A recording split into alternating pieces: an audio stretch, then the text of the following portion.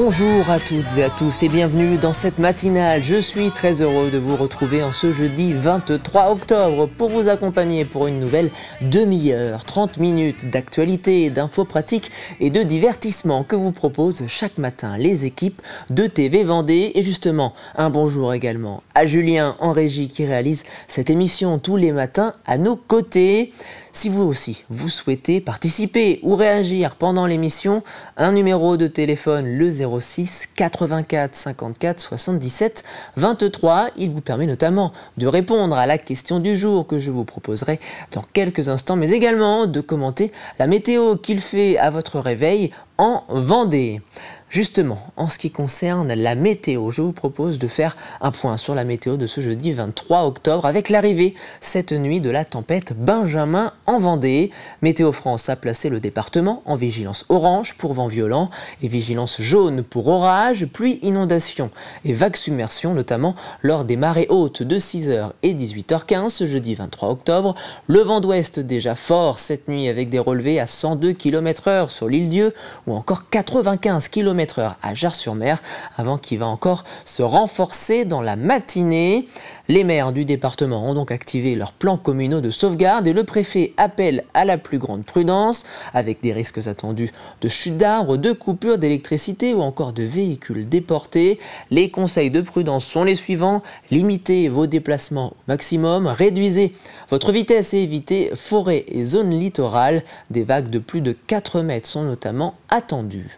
Jetons donc un œil à la carte de la Vendée avec des températures avoisinant les 9 degrés dans le bocage et jusqu'à 12 degrés au réveil sur le littoral vendéen en ce jeudi 23 octobre. Dans l'après-midi, le mercure va légèrement grimper pour atteindre des valeurs de 14 à 16 degrés avec toujours en filigrane ces pluies et ce vent qui souffle sur le département. Justement, jetons un coup d'œil aux marées du jour, direction Beauvoir-sur-Mer et Le Gois, où la pleine mer était prévue ce matin à 5h46. Une prochaine basse mer prévue à 12h32. Vous l'avez compris, l'océan est donc en train de se reculer. Une prochaine pleine mer prévue cette fois-ci en fin de journée à 18h27. Coefficient du jour 81 à 83. Je vous propose de jeter un coup d'œil au marché du jour, des marchés qui ont lieu notamment à Pouzauges aujourd'hui, au Poiré-sur-Vie et également à Talmont-Saint-Hilaire. Un mot cependant, il est annulé à Saint-Hilaire-de-Riez, annulé en raison des conditions météorologiques. C'est la commune qui a annoncé sur ses réseaux sociaux l'annulation du marché. Vous retrouverez donc vos commerçants et vos commerçantes à Sion dès vendredi. N'hésitez donc pas, si vous avez prévu d'aller au marché ce matin, de prendre connaissance de toutes les informations qui permettraient peut-être de vous orienter. Un mot également des chantiers du jour et de la circulation, avec des conséquences tout d'abord sur le réseau ferré lié à la tempête Benjamin. Aucune circulation n'est prévue sur les lignes TER entre les Sables-d'Olonne, La Roche-sur-Yon et Nantes, entre La Roche-sur-Yon et Saumur, ou encore entre Saint-Gilles et Saint-Pazanne. Les usagers sont donc invités à vérifier les horaires de leur train avant de se rendre en gare. Sur les routes, cette fois-ci, plusieurs chutes d'arbres en travers de route ont été recensées ce matin, comme c'est le cas au sortir du bourg de Martinet ou encore rue de l'Égalité à Soulan. Et je vous en parlais tout au long de ce mois d'octobre et ces dernières semaines de la création d'une voie pour éviter le rond-point de la forêt à l'entrée d'Esnay et d'une bretelle permettant de quitter le centre commercial direction Chaland. Les deux routes sont achevées et devraient permettre de fluidifier la circulation. En ce 23 octobre, le soleil se lève à 8h35, coucher prévu à 19h04. Nous perdons ainsi 3 minutes d'ensoleillement et nous fêtons la Saint-Jean de Capristan et la Sainte-Arnoux. Allez, c'est l'heure de votre journal préparé par la rédaction de TV Vendée.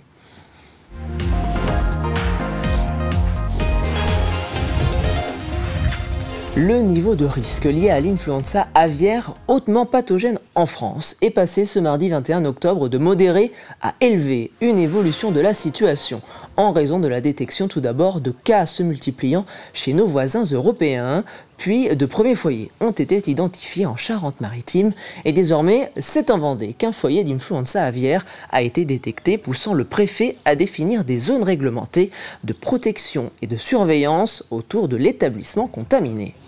On a eu en fait un premier foyer, mais du coup en Loire-Atlantique, milieu de semaine dernière sur un élevage de dindes. Et puis en même temps sur 2 basses-cours, une dans le sud Vendée et une autre côté Charente à Maran. Donc ça c'était ce qui s'est passé dans le temps. Et puis ce week-end dans un élevage dans le sud Vendée de la même manière. Donc un élevage a été pris par l'influenza. L'élevage en question est euthanasié. Les élevages dans les 3 km sont mis interdiction de mouvement et sont mis sous surveillance. Et donc on va vérifier dans ces élevages, par des chiffonnettes, par des analyses, que le virus n'est pas arrivé. L'État doit assumer aussi financièrement les indemnités. Et donc par les temps qui courent, ce qu'on ne souhaite pas, c'est que l'État recule. C'est très important d'accompagner les éleveurs dans ces situations-là, à la fois quand on est foyer directement, mais à la fois quand on est dans ces périmètres où on est interdit de produire. Un travail de communication quotidien entre les éleveurs et les administrations qui s'opère pour éviter un maximum la propagation du virus. Notre groupement avec qui on travaille, qui est VBO, tous les jours, il nous informe soit des nouveaux cas qu'il peut y avoir sur le territoire national, et aussi les marches à suivre. Donc après, il y a différents zonages afin de pouvoir commencer à se dire, est-ce qu'on fait partie de la zone, c'est la zone protégée, c'est une zone à risque, c'est une zone... Donc on reçoit tous les jours de VBO un état des lieux, si on peut dire, par rapport à l'avancée de la grippe aviaire. Il est vrai que ça inquiète un petit peu. Ça implique des animaux qui restent enfermés, qui se piquent, qui peuvent... plein de problèmes qu'il peut y avoir sanitaires par rapport à ça, quoi. Ça vole, il peut y avoir des étouffements, les bâtiments vieillissent beaucoup plus vite parce que 90 jours, quand ils arrivent à 2 kg, 2,5 kg, dedans ça bouge quand même pas mal. Il faut vraiment y aller doucement, la méthode d'élevage est complètement différente. Après la baisse des températures et la recrudescence des infections saisonnières, les sollicitations pour des soins non programmés augmentent dans la région. L'Agence régionale de santé des Pays de la Loire rappelle les bons réflexes à adopter pour garantir une orientation adaptée à chaque situation et préserver les services d'urgence.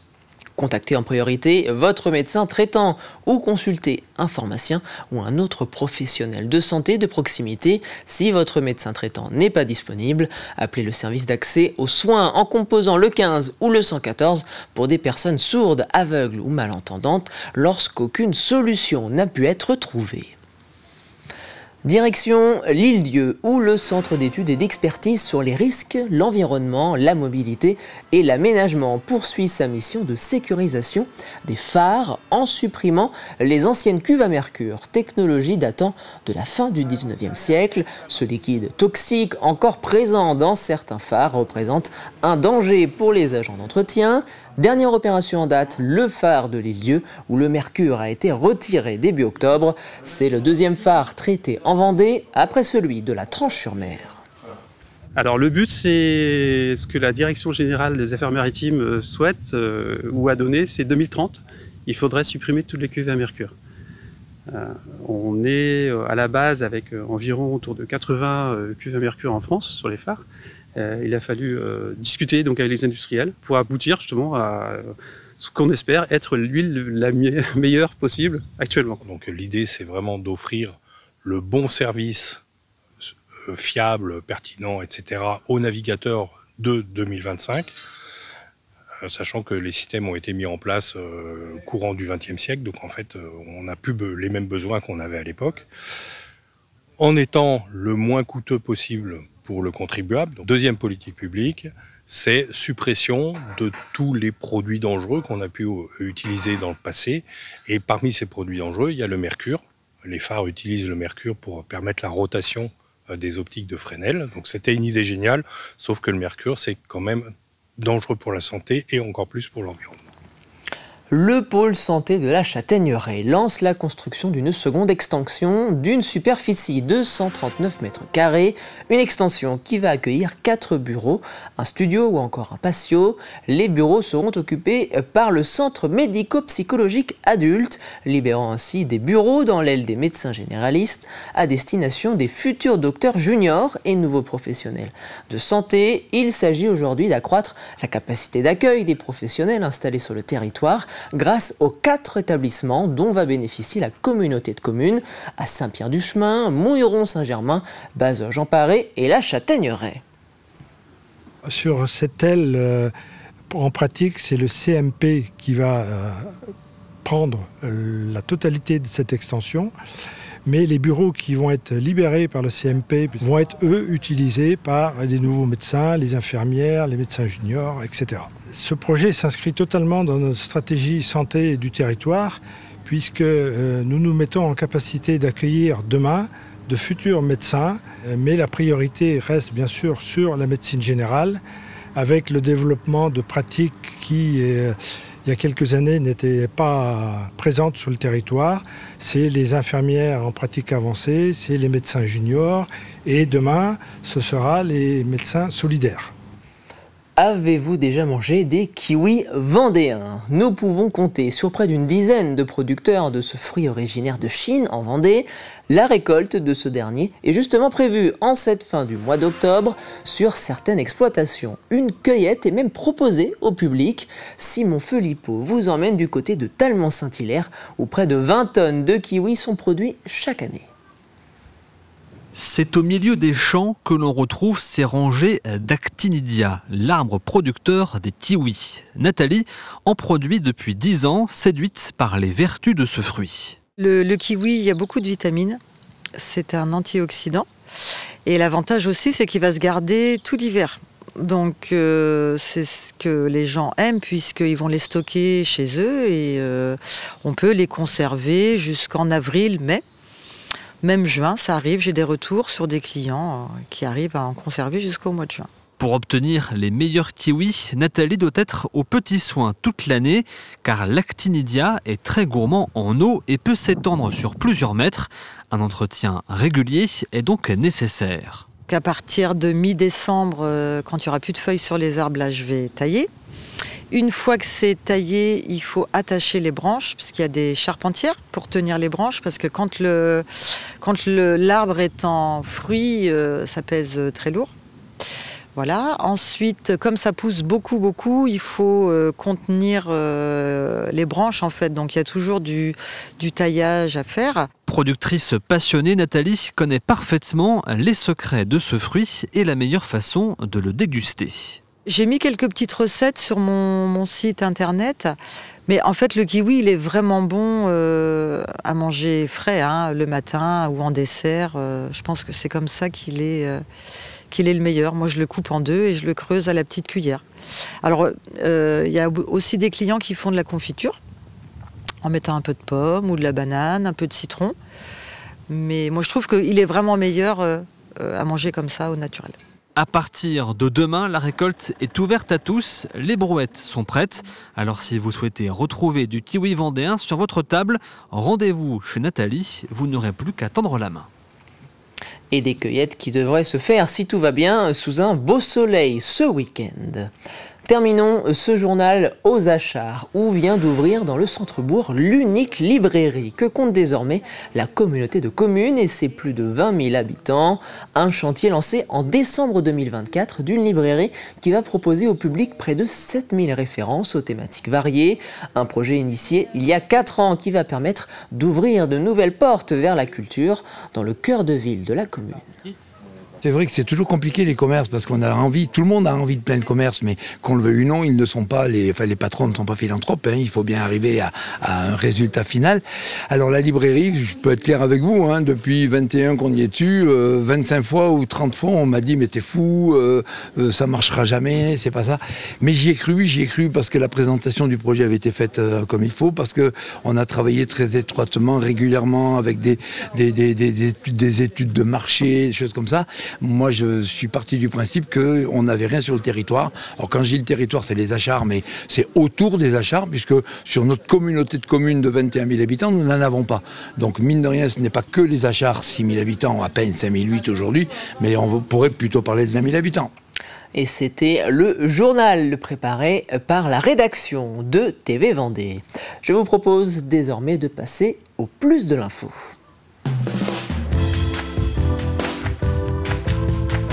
Un plus de l'info consacré ce jeudi 23 octobre au concours d'éloquence en Vendée. Le concours dédié aux lycéens fête cette année ses 20 ans d'existence et celui dédié aux collégiens ses 10 ans. Alors qu'est-ce qu'une bonne éloquence et pourquoi avoir créé ces concours? Réponse dans ce plus de l'info.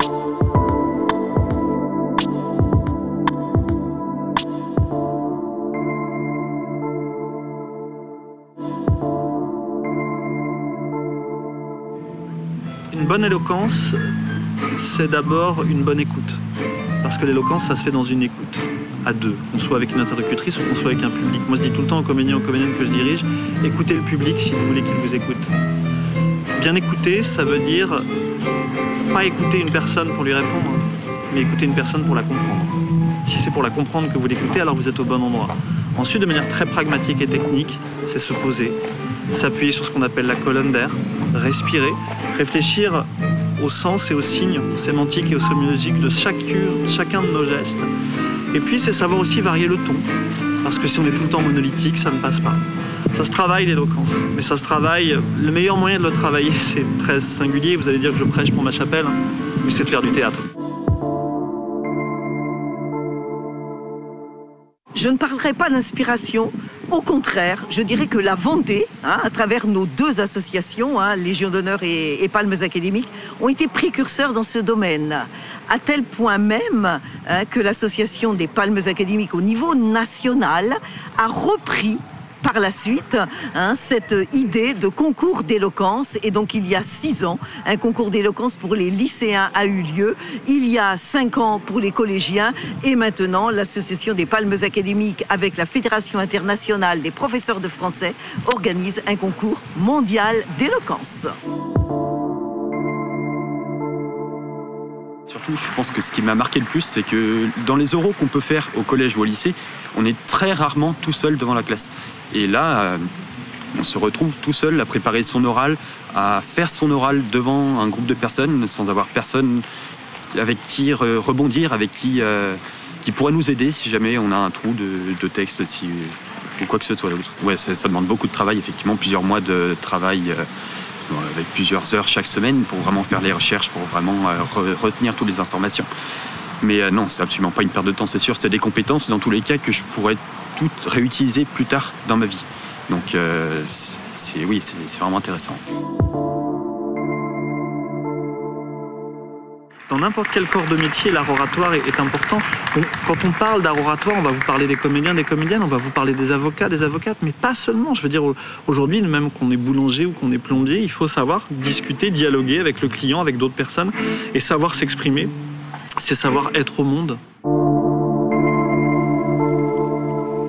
Un plus de l'info que vous retrouvez bien évidemment sur notre site tvvendée.fr. Place désormais à la chronique du jour.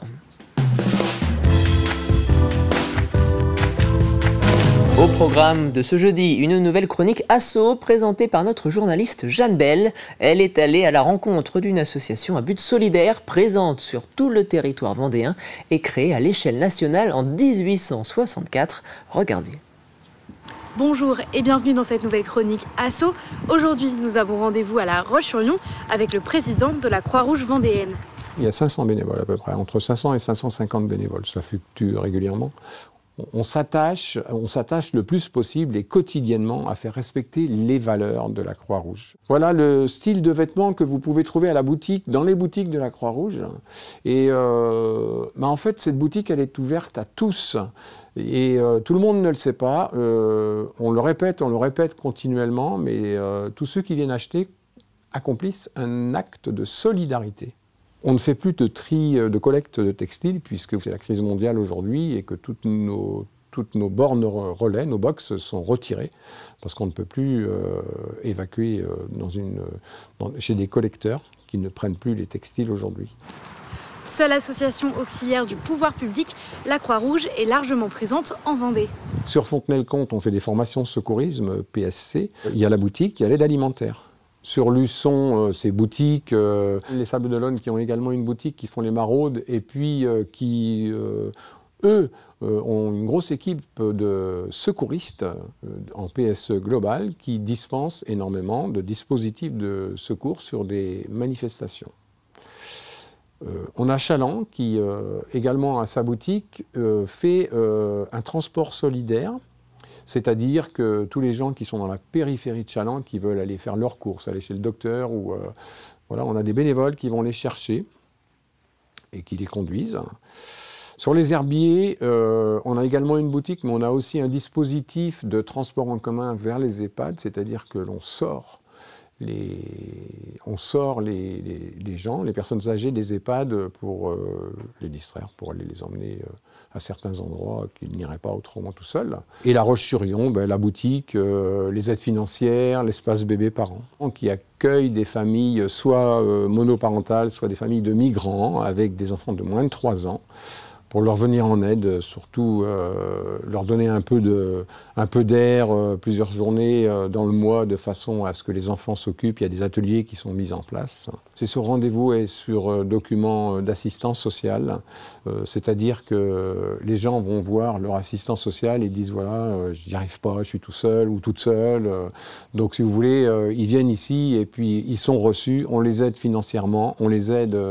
On leur donne également des pots bébés, des produits d'hygiène, et puis en même temps, on crée des ateliers pour que les enfants puissent s'épanouir complètement et surtout créer du lien social entre eux. C'est la fin de cette chronique Asso. Si vous voulez plus d'informations, c'est avec le lien qui s'affiche juste ici. Et moi, je vous dis à très bientôt dans une prochaine chronique Asso. Et si votre association est elle aussi à la recherche de bénévoles ou vient tout juste d'être créée, envoyez-nous un message sur les réseaux sociaux ou sur le WhatsApp de TV Vendée. Vous pouvez également nous contacter en envoyant un mail à l'adresse accueil@tvvendée.fr. Notre journaliste Jeanne Belle se fera un plaisir de vous répondre. Il est l'heure désormais de passer à l'extrait du jour. Tous les matins, nous vous présentons un extrait d'une émission du jour diffusée sur TV Vendée. Aujourd'hui, place à l'émission Vivez la Vendée, présentée par Louise Viager. Au programme de ce nouveau numéro, la découverte de l'un des plus grands élevages de cendres d'Europe, situé près de Moutier-les-Mauffais. Le sandre, c'est un poisson carnassier, originaire du Danube, et qui est réputé très goûtu, quoi. Le sandre au beurre blanc, c'est connu en Vendée, notamment. Voilà, et donc c'est un poisson qui a une croissance assez exceptionnelle parce qu'il peut atteindre jusqu'à 1,15 m, 1,20 m et 15 kg. Voilà, et donc c'est un candidat intéressant pour l'aquaculture, vu que il a une croissance assez importante. Alors donc là, on a un peu mieux compris ce que c'est le sandre, mais toi, tu as décidé de monter une entreprise spécialisée en l'élevage de sandre. Alors, pourquoi ? En fin de compte, c'est intéressant d'élever le sandre parce que il y a un marché. Donc, moi, j'ai prospecté un peu en France, en Suisse, dans les pays un peu limitrophes aussi. Il y a un marché important parce que ces poissons, pour l'instant, on importe 85% de nos poissons en France, tout confondu. Donc poissons d'eau de mer, poissons d'eau douce. Et les sandres, eux, ils sont importés de Suède, d'Estonie et de Pologne. Donc du coup, nous, comme on peut les produire, on a des technologies maintenant, les circuits fermés actuels, qui permettent de recycler 150% par heure des volumes et d'utiliser très peu d'eau et de produire des quantités substantielles de cendres. Donc j'ai décidé de prospecter et de chercher en Pays de la Loire un site qui me permettrait d'avoir une eau de très bonne qualité, qui n'a pas été utilisée et qui ne peut pas être polluée par l'industrie autour. Et donc j'ai trouvé ce site il y a quelques années déjà, qui a l'avantage d'avoir des eaux de forage naturelles, chaudes, donc jusqu'à 28,7, donc 29 degrés, qui nous permet l'hiver de conserver des calories et de maintenir une croissance très intéressante par rapport à la concurrence.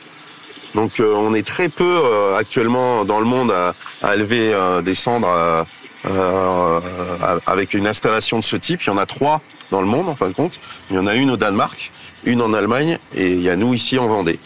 Et vous retrouvez ce nouveau numéro de Vivez la Vendée aujourd'hui sur notre antenne. Nous approchons de la fin de cette matinale, c'est donc l'heure de votre café cuisine.